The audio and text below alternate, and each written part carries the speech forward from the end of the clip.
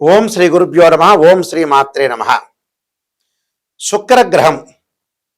శుక్రుడు కర్కాటక రాశిలోకి సంచారం చేయటం జూన్ 8వ తారీఖు నుంచి పునరుసు నక్షత్రమైన కర్కాటక రాశిలో సాయంత్రం 5:43 నుంచి పునరుసు నక్షత్రంలో గురు నక్షత్రంలో శుక్రుడు కర్కాటక రాశిలో సంచారం చేయటం జరుగుతుంది. అంటే జూన్ 8వ తారీఖు నుంచి జూలై 4వ తారీఖు వరకు కూడా శుక్రగ్రహం కర్కాటక రాశిలో సంచారం చేయటం వల్ల ఎలాంటి ఫలితాలు జరుగుతాయి? శుక్రుడు సుఖాన్ని, భోగాన్ని, సౌఖ్యాన్ని, లగ్జరీని ఇచ్చే గ్రహం శుక్రగ్రహం. అలానే ద్వాదశ భావాల్ని మన బర్త్ చార్ట్ అనాలిసిస్ చేస్తే సప్తమ భావ కారకుడు ఎవరు అంటే శుక్రుడు. ఒక రకంగా సంతానానికి కారకుడు గురువైనా ఒక 20% సంతానానికి కూడా కారకత్వాన్ని వహించే గ్రహం ఏంటంటే శుక్రగ్రహం. అంటే జస్ట్ సపోర్ట్, అంటే ఆపద్ధర్మంగా. అలాగా వివాహం జరగాలిగా, వివాహం జరిగితేనే సంతానం కలిగేది. శుక్రుడు లగ్జరీ లైఫ్ని ఇస్తాడు. అంటే గురువు ధనాన్ని ఇస్తే అనుభవించే శక్తి గల గ్రహం. అనుభవించాలిగా మనం. కొంతమంది డబ్బులు ఇచ్చినా కూడా అనుభవించలేని వ్యక్తులు చాలామంది ఉంటారు. అలానే జీవితాంతం అయిపోతుంటుంది, లైఫ్ అనేది ఎండ్ అయిపోతుంది. చివరి దశలో మంచాన పడిన తర్వాత అనుభవించాలనుకుంటారు, అనుభవించలేరు. శుక్రుడు సుఖాన్ని, భోగాన్ని, సౌఖ్యాన్ని, లగ్జరీని, మూవీస్, యూట్యూబ్, సినిమా యాక్టరు, కళాకారులు, ఇలాంటి కారకత్వాన్ని గ్రహించే గ్రహం ఏంటంటే శుక్రగ్రహం. ప్రధానంగా కళత్రాన్ని ఇచ్చేది. అంటే భార్యాభర్తల యొక్క బంధం, దాంపత్య జీవితము, wife and husband relation, disputes లేకుండా బాండింగ్గా ఎలా ఉండబోతున్నారు అని తెలిపే గ్రహమే శుక్రగ్రహం అంటారు. ఇవన్నీ కూడా ద్వాదశ రాశుల వాళ్ళకి గోచారరీత్యా చెప్పబడే ఫలితాలు అంటారు. ఈ గోచారరీత్యా శుక్రగ్రహం వల్ల దాదాపుగా మనకి జూన్ 8వ తారీఖు నుంచి జూలై 4వ తారీఖు వరకు కూడా ఏ విధంగా ఉండబోతుంది అని మనం తెలుసుకుందాం. వృషభ రాశి వారికి శుక్రగ్రహం యొక్క ఫలితం ఏ విధంగా ఉండబోతుంది? వృషభ రాశి వారికి తృతీయ స్థానంలో శుక్రుడి యొక్క సంచారం. ఈ తృతీయంలో శుక్రుడి యొక్క సంచారం వల్ల వృత్తి వ్యాపారాలందు ఆటంకాలు కలగకుండా చూసుకోవాలి. ఏదైనా మనం వ్యాపారం కానీ అలానే ఉద్యోగం కానీ ఉందో ఎలాంటి ఆటంకాలు కలగకుండా జాయింట్ వ్యాపారాల యందు మనస్పర్ధలు రాకుండా చూసుకోవటం మంచిది. అంటే ధనపరంగా నష్టాలు కలగకుండా చూసుకోవాలి. నష్టమే కాకుండా చేయు పనులలో కొంతమంది మీకు సహకారం లేకపోవటం, సహకరించలేకపోవటం, మిమ్మల్ని ఇబ్బంది పెట్టే అవకాశాలు ఉండటం, జీవన విధానంలో కొన్ని ఇబ్బందులు, శత్రువృద్ధి అంటే శత్రువులు కూడా మిత్రులు కాస్త శత్రువులుగా మారటం, శత్రువృద్ధి, అలానే కుటుంబంలో అనారోగ్యము, ఆ అనారోగ్యం ఉండటం వల్ల ఆర్థిక పరంగా ఖర్చులు బాగా పెరగటం, ఊహించని ప్రయాణాలు, నమ్మిన వారి వల్ల మోసపోవటం, వ్యయ ప్రయాసలు, శ్రమకు తగ్గినట్టుగా గుర్తింపు లేకపోవటం. అంటే మనం ఏదైతే పని చేస్తున్నామో దానికి గుర్తింపు లేకపోవడం జరుగుతుంటుంది. అంటే ఇలాంటివన్నీ జరుగుతాయని అర్థం. అలానే వివాహ శుభ కార్యక్రమాలు కూడా వాయిదా పడుతుంటాయి. అంటే ఒక సంబంధం చూస్తున్నారు, రెండో సంబంధం చూస్తుంది, వాయిదా పట్టడం. ప్రేమించిన యువకులు కూడా పెద్దలు ఒప్పించలేక మానసికంగా టెన్షన్ పడే అవకాశాలు ఎక్కువ ఉంటుంది. అలానే ఏ బిజినెస్ చేయొద్దండి. ఉన్న బిజినెస్ చాలా జాగ్రత్తగా కొనసాగించండి. ఎవరిని నమ్మొద్దండి. నమ్మినట్టు మాత్రం నటించండి. ఆర్థిక పరంగా అనేక ఖర్చులు, అధిక ఖర్చులు చేయొద్దండి. అంటే దేనికి ఖర్చు పెట్టాలో దానికి ఖర్చు పెట్టండి. అధిక ప్రయాణాల వల్ల కూడా కొన్ని ఇబ్బందులు రాకుండా చూసుకోండి. అలానే విద్యార్థులు కొంత అధిక శ్రమతోటి కష్టపడి ముందుకు వెళ్ళాలి. నేను కొన్ని పరిహారాలు చెప్పబోతున్నాను. ఆ పరిహారాలు మీరు పాటించండి. శుక్రగ్రహం అనేది మన జాతకంలో సరిగా లేకపోతే వివాహానికి సంబంధించిన సమస్యలు వస్తాయి. ఎలాగా? ఇక్కడ గోచారం వేరు, బర్త్ చార్ట్ వేరు. గోచారానికి బర్త్ చార్ట్కి లాట్ ఆఫ్ డిఫరెన్స్ ఉంటుంది. గోచారం అంటే ఒక చెట్టు ఉంటుంది, ఆ చెట్టు పైన కొమ్మలు ఉంటాయి, ఆ కొమ్మలకి ఆకులు ఉంటాయి. ఆకులు ఎలా ఉంటుంది? రైన్ సీజన్లో వస్తాయి, వింటర్ సీజన్లో అలానే ఉంటాయి, సమ్మర్ సీజన్లో కిందకి రాలిపోతాయి, మళ్ళీ తర్వాత ఆకులు ఉద్భవిస్తూ ఉంటాయి. దాన్ని గోచారం అంటారు. కింద చెట్టు కింద వేళ్ళు ఉంటాయి చూసారా? ఆ వేళ్ళు అనేది బర్త్ చార్ట్. గోచారం అనేది ఏంటంటే సూచన. అంటే ఉద్యోగ పరంగా కానీ, వ్యాపార పరంగా కానీ, సంతాన పరంగా కానీ, ఆర్థిక పరంగా కానీ, అలానే కోర్టు సమస్యలు కానీ, ఎసెట్స్ కానీ, వివాహ సంబంధమైన విషయాల్లో ఆ 10 రోజుల పాటు ఎలా ఉండబోతుంది, ఆ నెల రోజుల పాటు ఎలా ఉండబోతుంది, గ్రహాల యొక్క మార్పులు ఈ నెలలో ఏ విధంగా ఉండబోతున్నాయి తెలిపేదే గోచారం అంటారు. బర్త్ చార్ట్ ఏంటంటే వేళ్ళు, అంటే లాంగ్ రన్లో ప్రొఫెషన్ ఎలా ఉండబోతుంది, లాంగ్ రన్లో హెల్త్ పరంగా ఉండే విషయాలు, లాంగ్ రన్లో ఎలాంటి నిర్ణయాలు తీసుకోవాలి, మ్యారేజ్ సంబంధించిన ట్రబుల్స్ ఎలా ఉండబోతున్నాయి, మ్యారేజ్ సంబంధించిన విషయాలు మంచి విషయాలు ఎలా ఉండబోతున్నాయి, ఎప్పుడు పెళ్ళవుతుంది, ఎప్పుడు ఆర్థిక పరంగా ఇబ్బందులు తిరుగుతాయి, రుణాల విషయంలో కానీ, నరదృష్టి కానీ, ధనము వాక్కు కుటుంబము అన్నదమ్ములు అక్క చెల్లెల మధ్యలో, విద్య యందు అలానే వివాహము, ఆయు ప్రమాణము, లాభాలు, ఖర్చులు తెలిపేది బర్త్ చార్ట్ అంటారు. అంటే ఒక లగ్నం నుంచి మనం క్యాలిక్యులేషన్ వేసుకుంటే ఏ లగ్నంలో జన్మించారు ఆ వ్యక్తి, ఆ లగ్నానికి ఏ దశలు ఏ అంతర్దశలు కలిసి వస్తాయి, సూక్ష్మ దశలు ప్రాణదశలు ఎక్కడెక్కడ కలిసి వస్తాయి, ఏ సంవత్సరాలు బాగుండాలి, ఏ సంవత్సరాలు మనం ఎలాంటి నిర్ణయాలు తీసుకోవాలి, ఏ దశల్లో ఎలాంటి నిర్ణయాలు తెలుసుకోవాలనేది బర్త్ చార్ట్. ఈ బర్త్ చార్ట్లో కూడా 16 డివిజనబుల్ చార్ట్స్ ఉంటాయి. ఆ డివిజనబుల్ చార్ట్స్లో ఎప్పుడూ కూడా రాశిచక్రమే కాదు, రాశిచక్రంలో తెలియని విషయాలు, ఒక అమ్మాయి జీవితం కానీ ఒక అబ్బాయి జీవితంలో వివాహం ఎలా జరగబోతుందని తెలుసుకునే ముందు ఒక రాశిచక్రంలో విషయాన్ని తెలియదంటే D9 చార్ట్ను చూస్తారు. రాశిచక్రాన్ని చూడాలి, నవాంశం చూడాలి, భావచక్రం చూడాలి, దశలు అంతర్దశలు అనాలిసిస్ చేసి భార్యాభర్తల యొక్క సంబంధ బాంధవ్యాలు, ఎప్పుడు పెళ్ళవుతుంది, ఎలాంటి డిస్ప్యూట్స్, ఎలాంటి బాండింగ్ ఉంది అని తెలుసుకోవడానికి మనం ఈ డివిజనల్ చార్ట్స్ చూస్తాం. అలానే సంతానం కలుగుతుందా లేదా అంటే రాశిచక్రము, సప్తమాంశము, భావచక్రం, దశలు అంతర్దశలు, సూక్ష్మ దశలు. అలానే వృత్తిపరంగా ఎలా ఉండబోతుంది, రాశిచక్రము, దశమాంశ చక్రము, భావచక్రం ఇలాంటివి చూస్తాం మనం. అంటే ఇవన్నీ కూడా ఒక ఆరోగ్యపరంగా కాకుండా వివాహపరంగా, సంతానపరంగా, ఎర్నింగ్ పరంగా, ఉద్యోగ పరంగా కూడా, తల్లిదండ్రుల పరంగా కూడా డివిజనబుల్ చార్ట్స్ అని 16 లగ్న కుండలు చూస్తాం మనం. చూసిన తర్వాత కొన్ని ఉచ్చ స్థానము, నీచ స్థానం, ఉదాహరణకి గురువు ఉన్నాడు అనుకోండి, గురువు ఎలా ఉంటాడు, మా మకర రాశిలో గురువు 5 డిగ్రీల వరకు నీచ, 5 డిగ్రీల తర్వాత పరమనీచ.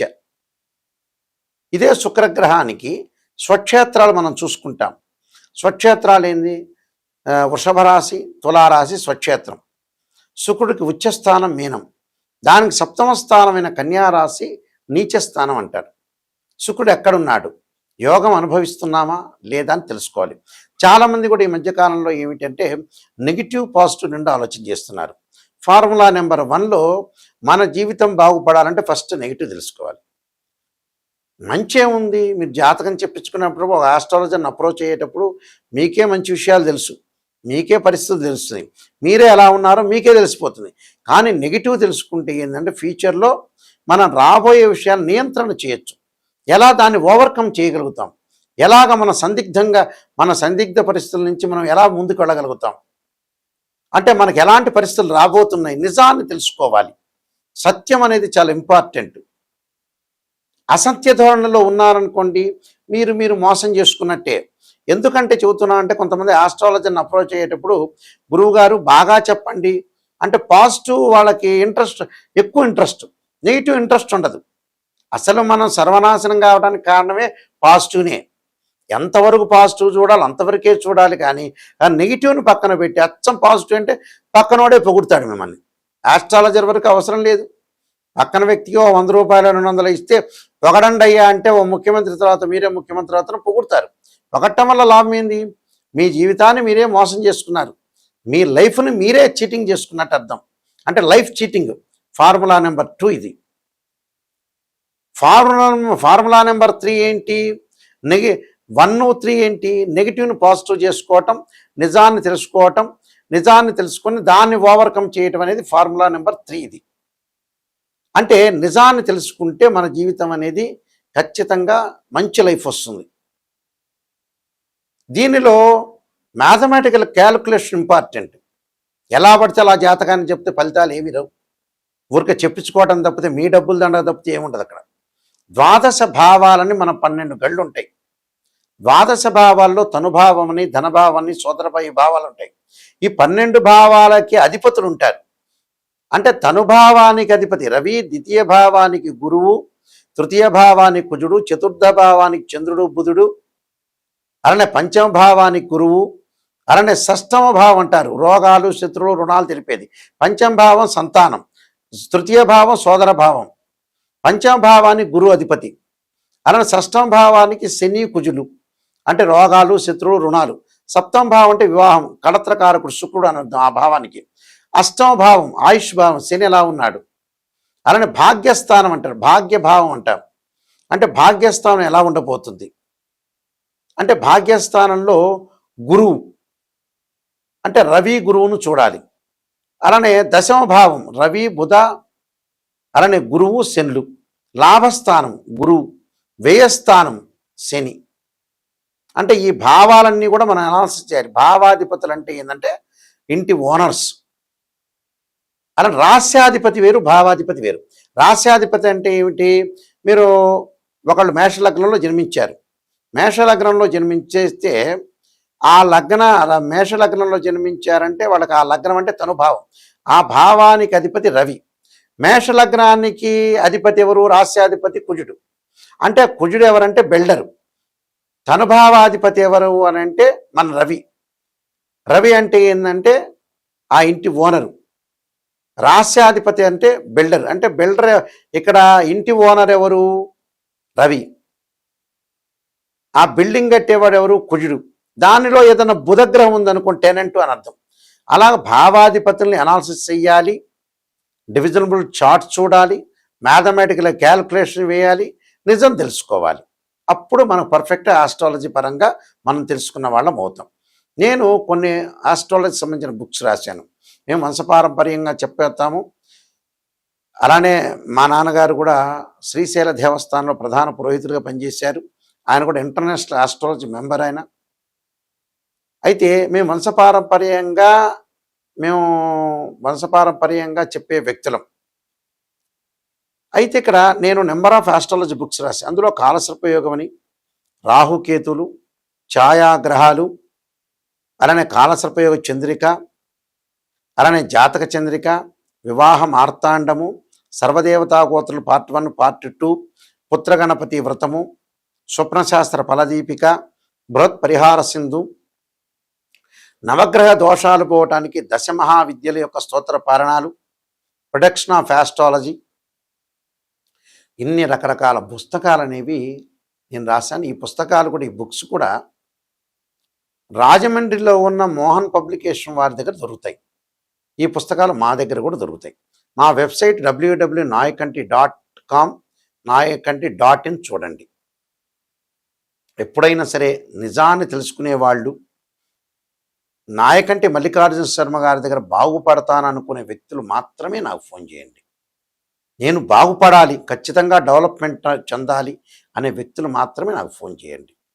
కాలక్షేపానికి, టైంపాస్కి మీ డబ్బులు ఖర్చు పెట్టద్దండి, నాకు ఫోన్ చేయొద్దండి. నిజంగా బాగుపడే వాళ్ళు, నిజాన్ని తెలుసుకునే వాళ్ళు మాత్రమే నాకు ఫోన్ చేయండి. ఆ స్క్రీన్ మీద స్క్రోలింగ్ అవుతున్న నెంబరు, మీ నెంబర్ ఉంది, ఆ నెంబర్కి మీరు కాల్ చేయొచ్చు. కాల్ చేసి నిజాన్ని తెలుసుకుని ముందుకు వెళ్తే మీకు మంచి జరిగే అవకాశాలు ఖచ్చితంగా ఉంటాయి. అయితే ఇక్కడ శుక్రగ్రహంకి ఖచ్చితంగా ఒక పరిహారం అనేది ఉంటుంది. శుక్రగ్రహం అనేది మన జన్మజాతకంలో బాగా లేకపోతే బర్త్ చార్ట్లో 6, 8, 12 స్థానాల్లో శుక్రదోషం అంటారు. అంటే వివాహపరంగా కొన్ని ఇబ్బందులు కలిగే సూచనలు, డిస్ప్యూట్స్, బాండింగ్ రావటం. శుక్రగ్రహం వాళ్ళ జన్మలగ్నం నుంచి 6, 8, 12 స్థానాలు శుక్రదోషం ఉండకూడదు. అలానే శుక్రుడు రాహువుతో కానీ, కేతువుతో కానీ, కుజుడితో కానీ, శనితో కానీ కంజంక్షన్ కాకూడదు. శుక్రుడు ఆరుద్ర, స్వాతి, శతభిష నక్షత్రము, అశ్విని, మఖ, మూల, అలానే మృగశిర, చిత్త, ధనిష్ట నక్షత్రాల్లో, పుష్యమి, అనురాధ, ఉత్తరాభాద్ర నక్షత్రంలో ఉండకూడదు. కళత్రకారకుడు, వివాహకారకుడు శుక్రుడు. ఇక్కడ శుక్రుడు 6, 8, 12 స్థానాల్లో ఉండకూడదు. ఉంటే వివాహపరంగా దోషం అనేది కలుగుతుంది. భార్యాభర్తల మధ్యలో సఖ్యత లేకపోవటం, బాండింగ్ లేకపోవటం, ఎప్పుడూ ఏదో అభిప్రాయం మీద అరుచుకోవటం, విడిపోయే అవకాశాలు ఉండటం, ఇవన్నీ కూడా ఏంటంటే కళత్రకారకుడు శుక్రుడు అంటాం. అంటే వివాహానికి సంబంధించిన విషయాల్లో తెలిపే ప్లానెట్ ఏమిటి, మ్యారేజ్ లైఫ్ని ఇండికేషన్ చేసే ప్లానెట్ ఏంది, రిప్రజెంటివ్ చేసే ప్లానెట్ ఏంటంటే వీనస్ ప్లానెట్. అంటే వివాహపరంగా మానసికంగా ఇబ్బందులు పడకుండా ఎలాంటి సంబంధాలు రాబోతున్నాయి, ఎలాంటి నిర్ణయాలు తీసుకోవాలి, ఒక అమ్మాయికి వివాహం చేసినప్పుడు అత్తగారు ఎలాంటిది, ఆ అబ్బాయి ఎలాంటి వాళ్ళు, వాళ్ళ ఫ్యామిలీ బ్యాక్గ్రౌండ్ ఏంటి అనేవి ఖచ్చితంగా, ఎందుకంటే శుక్రగ్రహం అనేది చాలా మోస్ట్ ఇంపార్టెంట్. వివాహానికి సంబంధించిన గ్రహం కాబట్టి లాంగ్ రన్‌లో వాళ్ళు వైఫ్ అండ్ హస్బెండ్ రిలేషన్ అనేది చాలా లాంగ్ రన్‌లో ఉండాలి కాబట్టి శుక్రగ్రహాన్ని ప్రత్యేకంగా మనం చూడాలి. ఆ శుక్రుడు అనేవాడు ఎలా ఉండబోతున్నాడు అమ్మాయికి కానీ, అబ్బాయికి కానీ. ఇప్పుడు అబ్బాయికైనా కూడా అమ్మాయి యొక్క క్యారెక్టర్ ఏంది, వాళ్ళ ఫ్యామిలీ బ్యాక్గ్రౌండ్ ఏంది, అసలు ఎంతకాలం మనం కాపురం చేయగలుగుతాం, ఏదైనా విభేదాలు వస్తాయా, డిఫరెన్స్ ఆఫ్ ఒపీనియన్స్ వస్తాయా అనేది శుక్రగ్రహం తెలుస్తుంది. కాబట్టి శుక్రుడికి సంబంధించిన విషయాలు చాలా జాగ్రత్తగా జాతకాన్ని బట్టి మనం చూసుకోవాలి, బర్త్ చార్ట్ని బట్టి. అలానే శుక్రుడి గ్రహానికి రెమెడీ కూడా ఉంది. శుక్రుడికి అంతరిక్ష దేవత అయిన కమలాదేవి యొక్క స్తోత్రం పాలనం చేయటం, వివాహం కాని స్త్రీ పురుషులు ఎవరైతే ఉంటారో అబ్బాయిలకు వచ్చేటప్పటికల్లా కన్యాపాశుపతాశ్రుద్రాభిషేకం, అమ్మాయిలకు వచ్చే వరపాశుపతాశ్రుద్రాభిషేకం, అఘోర గౌరీ పాశుపతాశ్రుద్రాభిషేకం చేయాలి. ఇవన్నీ కూడా 10 శివలింగాలతో అభిషేకం అనేది ఒకటి ఉంటుంది. పాదర శివలింగం అని, సన్స్టోన్ శివలింగం అని, మరకత శివలింగం అని, పంచలోహాలతో చేసే శివలింగాలు, ఇలాంటి వాటితోటి అభిషేకం అనేది చేయాలి. ఈ శుక్రదోషానికి కూడా ముందుగా ఏదైతే మనం పూజ చేసి 35 నిమిషాల సంకల్పం అనేది ఉంటుంది.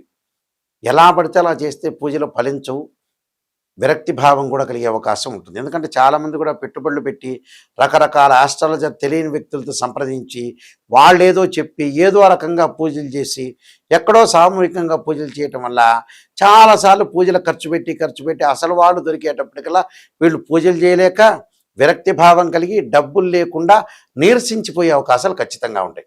కాబట్టి ఇలాంటి విషయాలన్నీ కూడా చాలా జాగ్రత్తగా వినండి. మీ అందరికీ కూడా శ్రీ పరమేశ్వరుడి యొక్క కరుణాకటాక్షం ఉండాలని ఆశిస్తూ సర్వే జనా సుఖినో భవంతు.